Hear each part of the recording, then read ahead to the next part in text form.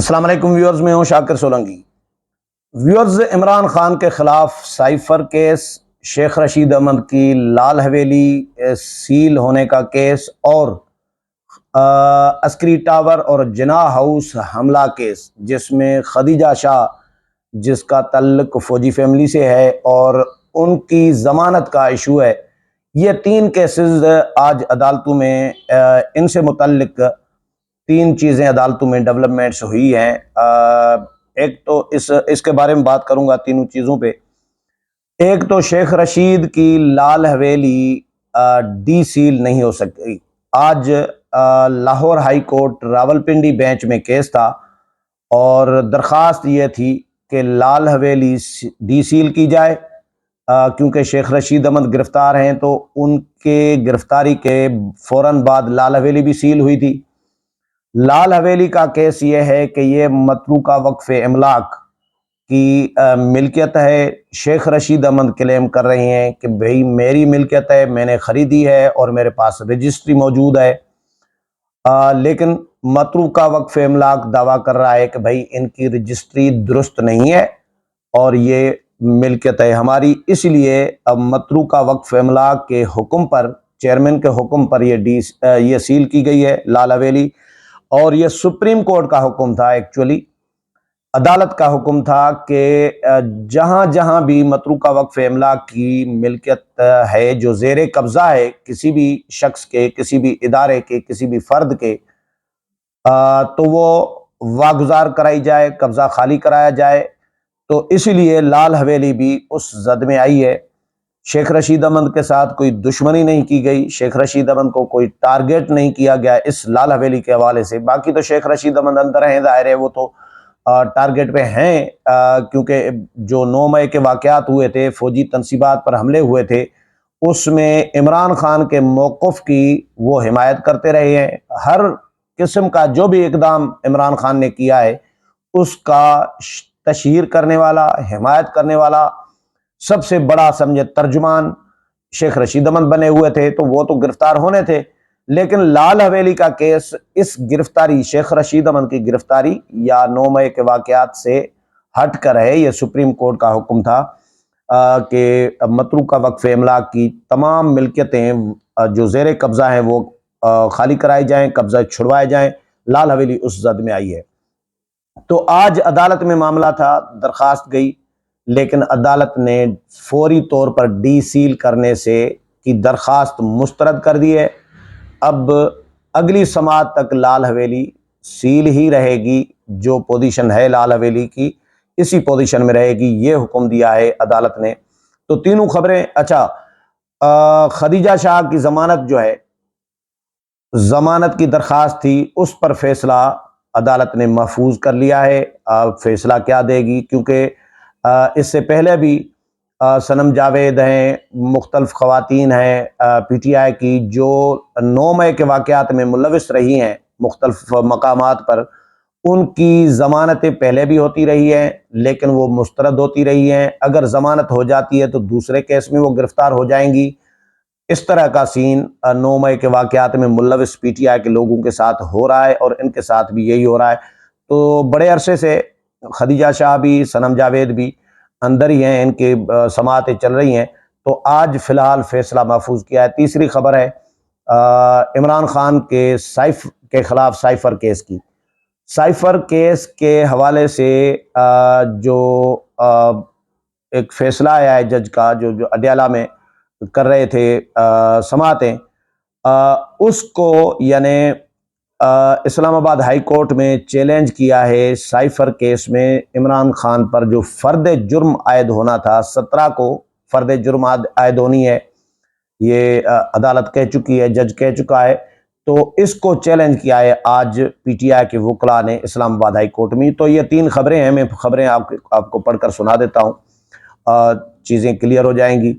Lahore high court Rawalpindi bench نے شیخ رشید احمد کی ملکیت لال حویلی کو فوری طور پر ڈی سیل کرنے کی استدعا مسترد کر دی ہے۔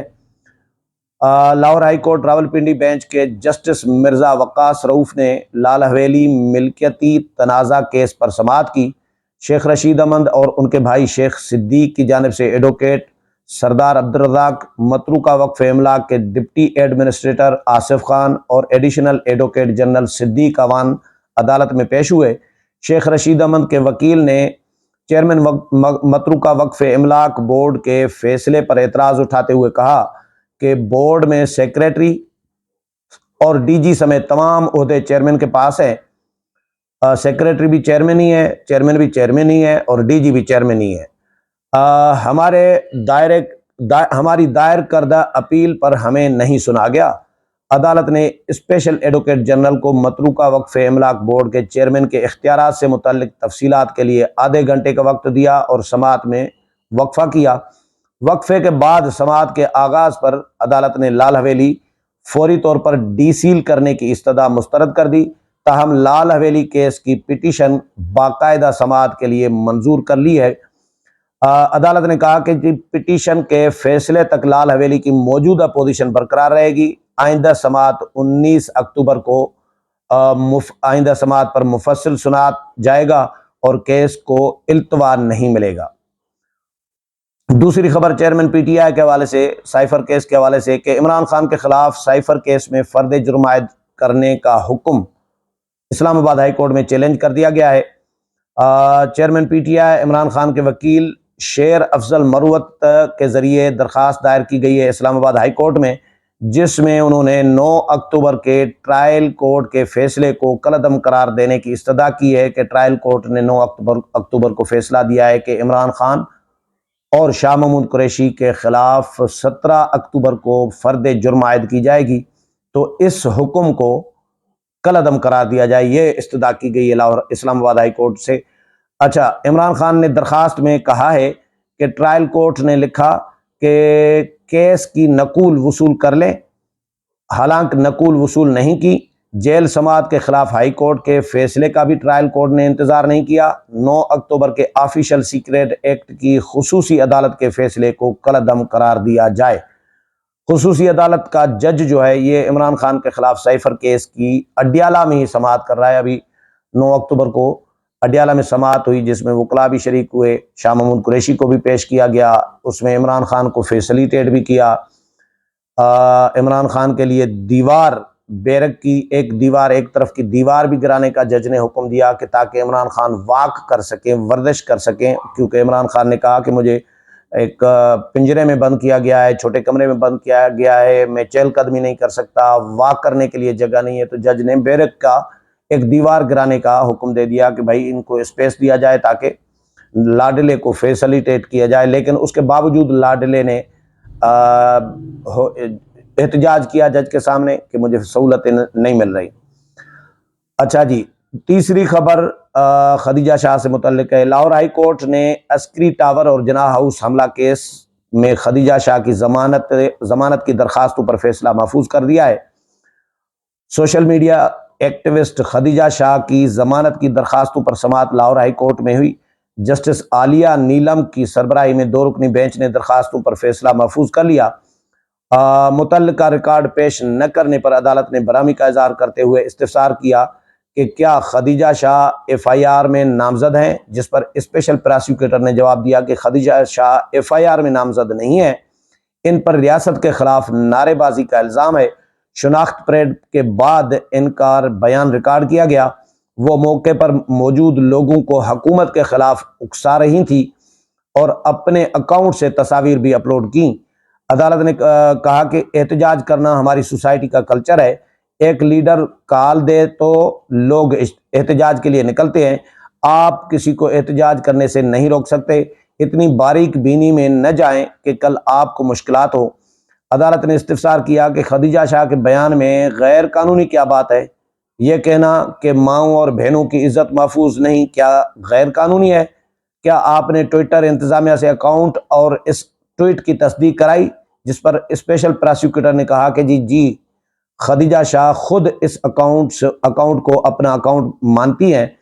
عدالت نے کہا کہ خدیجہ شاہ نے ضمانت کی درخواست بھی دائر کی ہے، پولیس نے اس درخواست میں رپورٹ پیش کی۔ اسپیشل پراسیکیوٹر نے جواب دیا کہ ضمانت کی درخواست کے حوالے سے معلومات نہیں ہے۔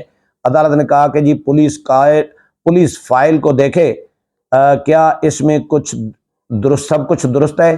جو حالات ہیں آگے پورے پنجاب کا کیا ہوگا، جگہ جگہ کیمرے لگے ہوئے ہیں، کیسے کوئی چیز چھپی رہے گی۔ یہ عدالت نے فی الحال فیصلہ محفوظ کیا ہے، اب دیکھتے ہیں کہ عدالت ضمانت کی درخواست منظور کرتی ہے یا مسترد کرتی ہے۔ امید ہے پروگرام پسند آیا ہوگا، اگلے پروگرام میں پھر ملاقات ہوگی، تب تک اجازت چاہتا ہوں، اللہ حافظ۔